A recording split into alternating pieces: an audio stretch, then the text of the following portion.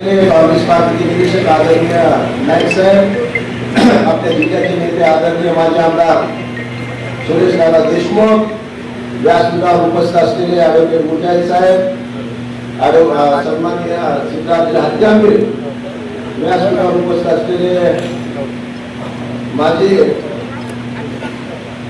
महानगर अध्यक्ष सन्मान्य माधुराला, सन्माननीय भगवानराव वाघमारे, व्यासपीठावर उपस्थित असलेले सन्माननीय रविराज देशमुख, आमचे महानगर प्रमुख विवेक नावंदर, उपस्थित असलेले काँग्रेस पार्टीचे शहर प्रमुख, व्यासपीठावर उपस्थित असलेले सन्माननीय सय्यदी कादर, उपस्थित असलेले व्यापारी महासंघाचे अध्यक्ष सूर्यकांत हाके, सन्माननीय अब्दुल तात्या, व्यासपीठावर उपस्थित असलेले आमचे तालुका प्रमुख नंदू पाटील, संदीपजी भंडारी, उपस्थित असलेले सन्मान्य अनिल भाऊ ढाळे, उपस्थित असलेले सन्मान्य आमच्या अंबिकाताई ढाळे, संजयजी घाडगे, सन्मान्य सदाशिवराव देशमुख, सर्व आमचे पदाधिकारी, सन्मान्य संतोष गुजर, समोर उपस्थित असलेले सर्व प्रतिष्ठित नागरिक, उपस्थित असलेले सर्व पत्रकार, सर्वांच्या या कार्यक्रमामध्ये हार्दिक असं स्वागत करतो. आणि गेल्या 1 महिन्याभरापासून किंवा 2 महिन्यापासून खऱ्या अर्थानं परभणीची निवडणूक ही देशाच्या राजकारणामध्ये एक वेगळा विचार नेणारी ही निवडणूक आहे. संपूर्ण महाराष्ट्रामध्ये कशा प्रकारचं वातावरण होतं आणि त्याला छेद देण्याचं काम कुणी केलं असेल तर आपल्या परभणीच्या संस्थेने केलेलं आहे. आणि एक सेक्युलर मताचं विभाजन झालं नाही पाहिजे, सेक्युलर मत एक संघ राहिले पाहिजे, यासाठी काँग्रेस पार्टी बरोबर सुद्धा एक चांगल्या प्रकारची चर्चा करून एक महाविकास आघाडी निर्माण करण्यामध्ये आम्ही यशस्वी झालो. या निमित्तानं खऱ्या अर्थानं बऱ्याच नाराजी झाल्या. काही आमच्याकडे उमेदवार होते, काही तुमच्याकडे उमेदवार होते, बऱ्याच लोकांनी त्यामध्ये माघारी घेतली. बरेच लोक अत्यंत नाराज होऊन काही दुसऱ्या पार्टीत गेले, काही आमच्याजवळ आले, काही घरी बसले. पण निवडणूक झाल्यानंतर मला तुम्हाला आनंदाने सांगा वाटते की जेवढे आपल्यापासून दूर गेले होते ते सगळे आपल्या व्यासपीठावर किंवा समोर दिसतात. हे आपल्यावरचं खऱ्या अर्थाने प्रेम आहे. ही निवडणूक क्रांतिकारी निवडणूक होती. या निवडणुकीमध्ये तशा प्रकारचा सगळ्या अस्त्राचा वापर भाजपने केला. शेवटच्या 2 दिवसामध्ये तर जवळपास एका मताला 15,000 रुपये देण्याचं पाप सुद्धा कुणी केलं असं तर या भाजपच्या सरकारने केलं. आणि त्यामध्ये सुद्धा परभणीची जनता ही स्वाभिमानी आहे आणि या स्वाभिमानी जनतेनं हे सगळं नाकारत एक क्रांतीची मशाल आपण इथे पेटवलेली आहे. निश्चित याचा बदल राष्ट्रीय स्तरावर आणि महाराष्ट्राच्या राज्याच्या स्तरावर झाल्याशिवाय राहणार नाही. ही बघा, हे खऱ्या अर्थानं बदलाची चळवळ आहे. चळवळीचा विचार खूप छोटा असतो पण ती चळवळ वाढत राहते. म्हणून परभणीतून सुरू झालेली चळवळ निश्चित राज्याच्या देशाच्या राजकारणामध्ये सुद्धा एक बदलाचा विचार घेऊन गेल्याशिवाय राहणार नाही, हे सुद्धा तेवढंच केलं. परभणीमध्ये निवडणूक लढत असताना खूप मोठ्या प्रमाणावर मला सुद्धा अनुभव आले. कारण ही निवडणूक तळागाळातील लोकांच्या प्रश्नासाठी आहे. वॉटर मीटर गटर असेल किंवा सर्वसामान्य माणसाच्या काय अडचणी आहेत त्यामध्ये ठीक आहे. आमचे काही उमेदवार गेल्यामध्ये चुकले असतील, काही काँग्रेस पार्टीचे काही चुकले असतील, पण शेवटी आपल्या सगळ्यांचे मिळून बहुमत आलं. आम्ही जेव्हा सर्वे केला होता त्यावेळेस जवळपास 40च्या पुढे आपल्याला जागा दाखवली. पण आज सुद्धा आपल्याकडे 36 म्हणजे मेजॉरिटी आपल्याला 33 पाहिजे, पण 36 लोक आज आपल्याकडे निवडून आले. सगळ्या महाराष्ट्राचा विचार केला तर अशा प्रकारचं महाविकास आघाडीचं सरकार आपल्या परभणीमध्ये किंवा सत्ता स्थापन करेल. म्हणून ज्या चुका पहिल्या झालेल्या आहेत त्या प्रशासनाने केलेल्या जो प्रशासकीय कारभार होता त्यावेळेस झालेल्या आपल्याला पुढे करायचं. आता अंडरग्राउंड ड्रेनेज असेल, समांतर पाणी पुरवठा योजना, डम्पिंग ग्राउंडचा प्रश्न असेल, या शहराचा मोठ्या प्रमाणावर विकास व्हायला. तुम्ही जे नगरसेवक निवडून आलेले तुम्ही अतिशय भाग्यवान नगरसेवक आहे. येणाऱ्या काळ या शहराला वेगळा चेहरा देण्याचं काम राहणार आहे. कारण सगळ्या मोठ्या योजना हे येणाऱ्या 5 वर्षामध्ये आपल्याला शहरात आल्या. या शहराचा अर्थकारण सुद्धा आता बदलत चाललेला आहे. मोठ्या प्रमाणावर चांगल्या शैक्षणिक संस्था परभणीमध्ये येत आहेत. चांगली हॉस्पिटल येत आहेत, चांगली कारखानदारी परभणीमध्ये येते.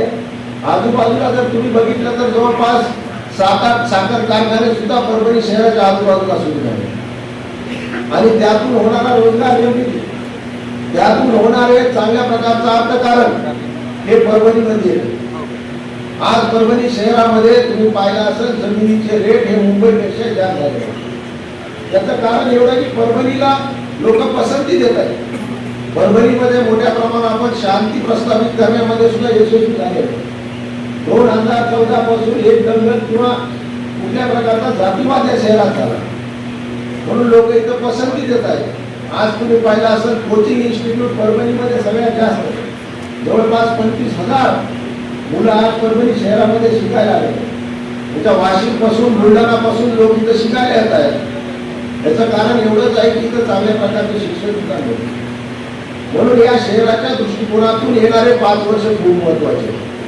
ज्या काही मोठ्या योजना असतील त्या सगळ्या योजना या 5 वर्षाच्या दरम्यान परभणीमध्ये येणार आहेत. आपल्याला परभणीमध्ये फार मोठं काम करायचं. नाट्यगृहाचं काम असेल ते अर्धवट राहिलेलं आहे. नवीन तुम्ही पाहिले असतील की खूप मोठ्या प्रमाणावर जागा या महानगरपालिकेत अवेलेबल आहे.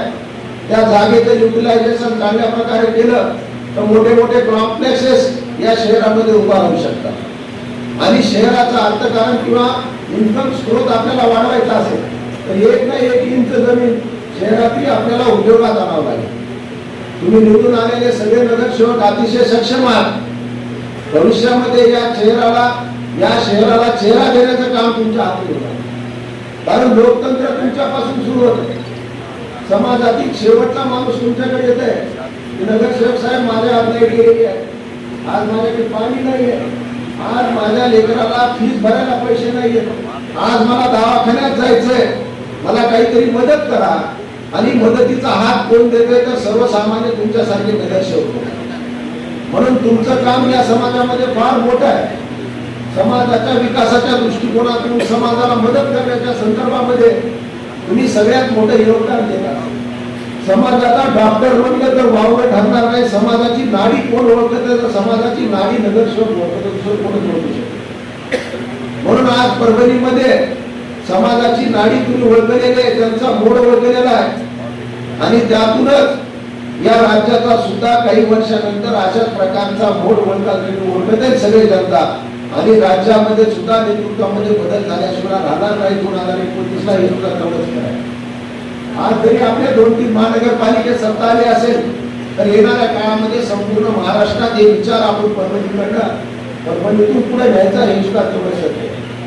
म्हणून आपल्या सर्वांना विनंती आहे येणाऱ्या 5 वर्षामध्ये आपल्या हातून एक चांगलं कार्य शहराच्या दृष्टिकोनातून घ्यायला आहे. या शहराच्या सगळ्या गोष्टी म्हणजे वॉटर सप्लाय असेल, तुमचं ढमकी ड्रोनचा प्रश्न असेल, आता इथं 27 आपल्या 10 रोडला रोड आहे, त्या तिथल्या जमिनीमध्ये 28 एकरमध्ये सुद्धा काय प्लॅन करायचा आहे हे सगळा अधिकार तुमच्या लोकांचा आहे. आम्ही फक्त कधी तुम्ही 4 वेळा बोलले तर आम्ही दादा तिथे येऊ, आमचा काय तिथं अधिकार नाही. आमचं काम आहे तुम्हाला तिथे येऊन बसवायचं आणि तुम्ही बसल्यानंतर कधी आम्हाला 4 वेळेला बोलवताल अशा प्रकारची अपेक्षा आहे त्यांना व्यक्त करतो. म्हणून अतिशय आपलं आनंदाचं वातावरण सन्माननीय खासदार साहेबांचं आगमन झालेलं आहे.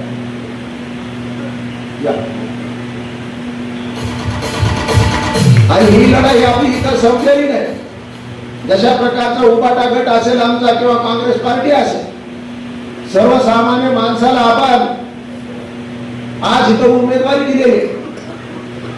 तुम्ही पाहिलं असेल कशा प्रकारचं लक्ष्मीचं आश्रय चालवण्यात आलं, पण सर्वसामान्य जनतेनं आपल्याला निवडून दिलेला हे सुद्धा विसरता कामा नये.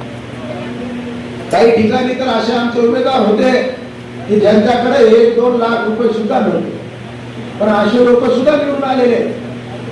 काही धडधाकटे आले असतील, पण सर्वसामान्य माणसाला निवडून देण्याचं काम परभणीकर जनतेने केलेलं आहे. काही ठिकाणी आमच्या 15 नंबर प्रभागामध्ये एका मताला 15,000 रुपये देण्यात आले, तरी सुद्धा आमचे 2 नगरसेवक तिथं आले आणि 2 नगरसेवक फक्त 50 मतांना आमचे पडले. म्हणजे शेवटी लोकतंत्र जीवन ठेवण्याचे काम कुणी केलं असेल तर परभणीच्या जनतेने केलं. त्यांचा सुद्धा मी फार फार आभार व्यक्त करतो, धन्यवाद व्यक्त करतो. आणि भविष्यामध्ये सुद्धा मोठ्या प्रमाणावर सर्व समाज एकत्र येईल. आज परभणीमध्ये काय चर्चा होती, तेव्हा शिवसेनेकडे फक्त अल्पसंख्याकाचे उमेदवार आहेत, फक्त अल्पसंख्याकाचे लोक निवडून येतील. पण आज सर्व समाजातील लोक, आज तर तुम्ही चेहरे बघितले 25 आणि काँग्रेसचे 12 नगरसेवक बघितले तर सर्व धर्माचे लोक त्यामध्ये आहेत. म्हणून असं कुठेही नाही की फक्त अल्पसंख्याक लोक निवडून आले किंवा विशिष्ट समाजाचे लोक निवडून आले. म्हणून सर्व समाजाचं नेतृत्व कोण करत असेल तर आमचे शिवसेना आणि काँग्रेस पार्टी करते हे सुद्धा विसरून चालला आहे.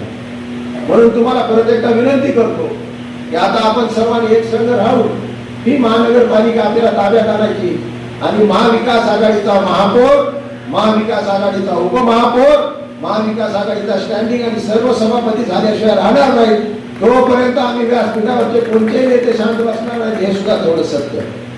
तुम्ही केलेला त्याग वाया जाणार नाही आणि येणाऱ्या 5 वर्षामध्ये ही महानगरपालिका एक आदर्श महानगरपालिका, एक वेगळं मॉडेल आपल्याला जगासमोर निर्माण करायचंय आणि त्यासाठी तुमचं सहकार्य खूप जरुरी आहे.